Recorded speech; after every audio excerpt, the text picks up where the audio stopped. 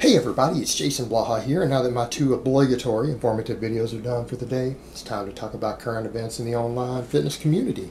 So let me put on my +5 hat of weaponsmithing, work on skilling up my crafting a little bit, and let's talk about this. You know, I had a number of different people that have got different events going on I could have talked about, but instead I want to talk about the growing trend of fake weights, fake plates, fake lifts, everything else being done in the YouTube fitness community. And the thing that bothers me with a lot of that is that no one seems to be really held accountable by their followers. People put up a lot of BS lifts, and we see a lot of it. And I mean, there have been some big names accused of it casually.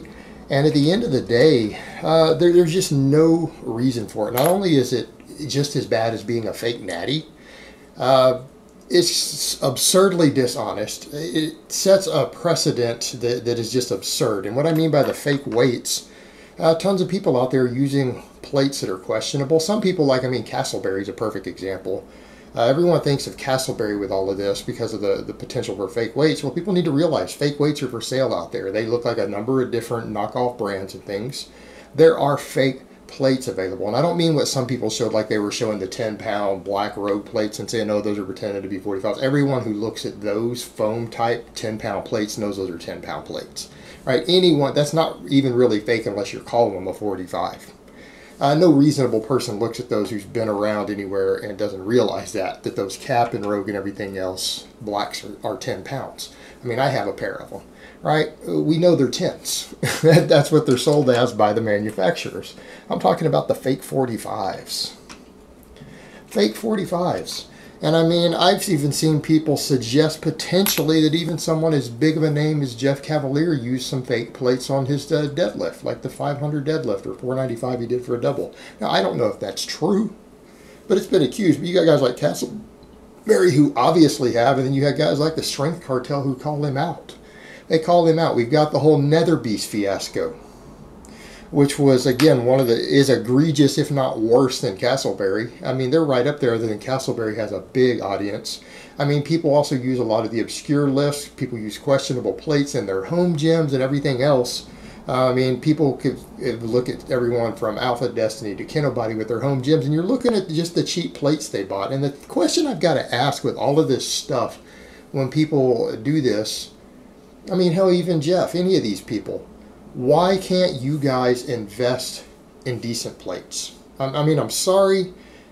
Every one of these people are easily making a living off YouTube. Easily making a decent living off YouTube. A lot of YouTubers like to downplay what they make in terms of income, but I can tell you right now, I'm struggling to grasp as someone who knows what I make, and I mean, I'm not going to get into my details, but anyone who's got over 100,000 subscribers on YouTube who is actually really pushing their content, putting out a lot of content every day, there's no way they're making less than $5,000 a month. I just can't envision it. I'm going to go out on a limb and say, as a general rule, if you are really pushing your content hard, and I mean, you're putting out quality content at a decent rate every single day, meaning you don't take days off, I don't think it's unreasonable to assume that a person in the YouTube fitness niche probably makes close to $5,000 per month for every 100,000 subscribers they have. And if they aren't, if you got 300,000 subscribers on YouTube and you're in the fitness niche and you're not pulling at least 10 to 15 grand a month in ad revenue, you really aren't maximizing the potential of your channel. You are really, really shortchanging what you could be doing. And I don't mean merchandising. I don't mean affiliates. I'm talking straight commercial ad revenue. You should be pulling that much. And that's not even unreasonable. It really isn't. So when you've got all these people who have big followings, well, anything over 100,000 subscribers, who is buying cheap plates to use on camera, you got to go, why can't you afford, for the sake of your fans, so that they know that you're using real weights, why aren't you using calibrated plates, or at least higher end plates that we know that they aren't going to be fakes of them? I don't care whether it's Alico, Ivanco, Rogue, any of those. There's not going to be fake plates for those out there because those companies will sue those people and go after them. They're going to be very close in weight, and even calibrated plates. I mean, guys, like I've grabbed a pair of the Rode calibrated plates. You guys know what I pay for those? A pair of 45s is 180 bucks. Now you're telling me that guys who are making at least $5 grand off of their fitness channels every month, $5 grand, 10 grand, 20 grand a month, they can't afford to go buy 5 or 6 sets of those plates? That's like $1,000. It's all tax deductible, by the way. They could deduct it right off their taxes as a business expense for their channel. All that stuff that they buy is going to be tax deductible. These guys are all making good livings off of it. Why don't we have this level of accountability? All these guys who are making their living, who are putting up questionable lifts, questionable plates, why can't they afford decent plates? Of course they can. They just choose not to.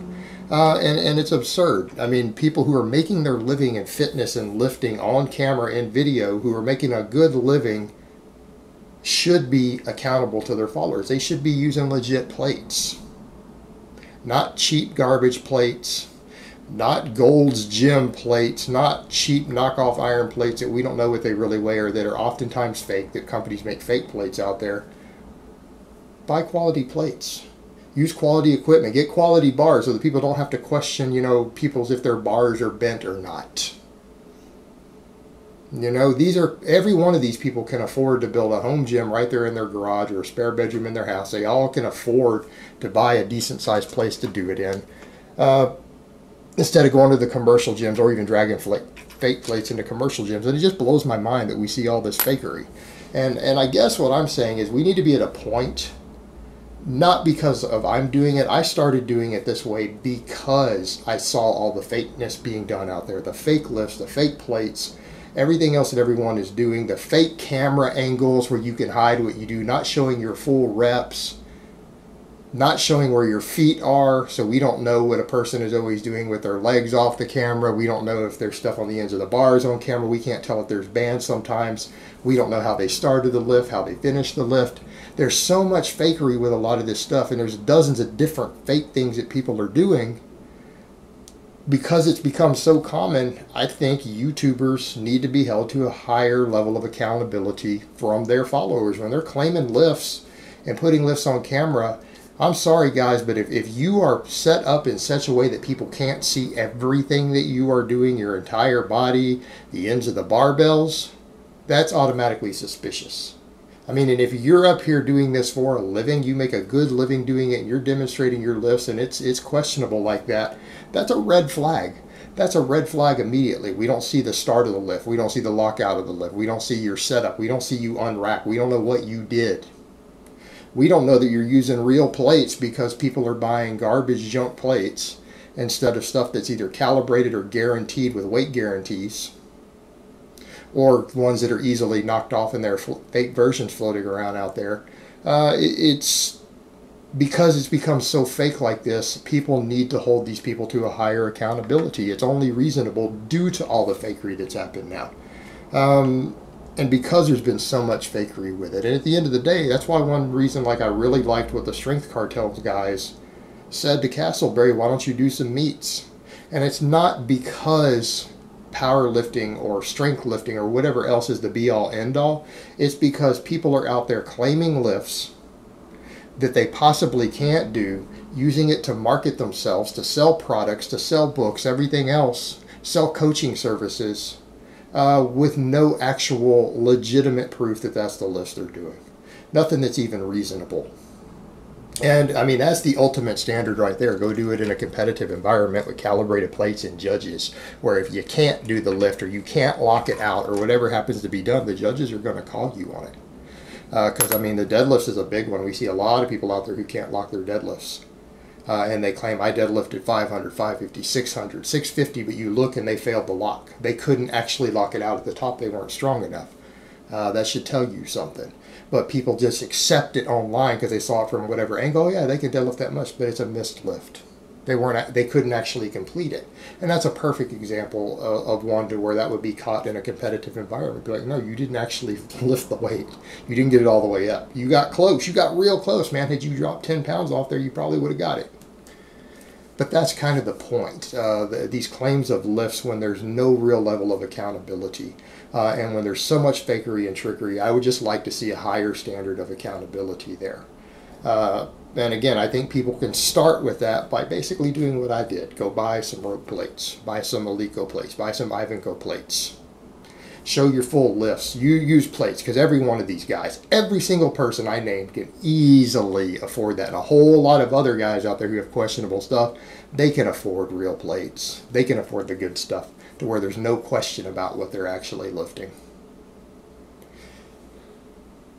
Because at a certain point, this amount of fakery is getting ridiculous. It is becoming, right now, the fake weights people are lifting and the fake plates people are doing and the tricky angles and everything else that people have been pulling off for the last year or two on YouTube is getting as bad as the fake natties. It's getting as bad, and it's just as potentially dishonest. It's just as big of a con, particularly if you're using it to market yourself and sell products.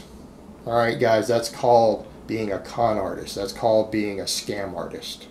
When you're selling products based upon that level of fakery.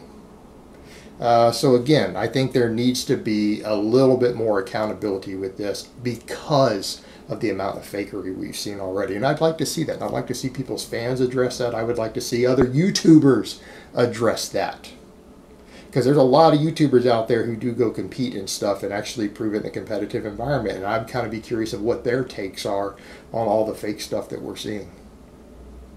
Alright guys, but that's really all I have to say on that today. I hope it's been informative. And I will talk to you guys next time.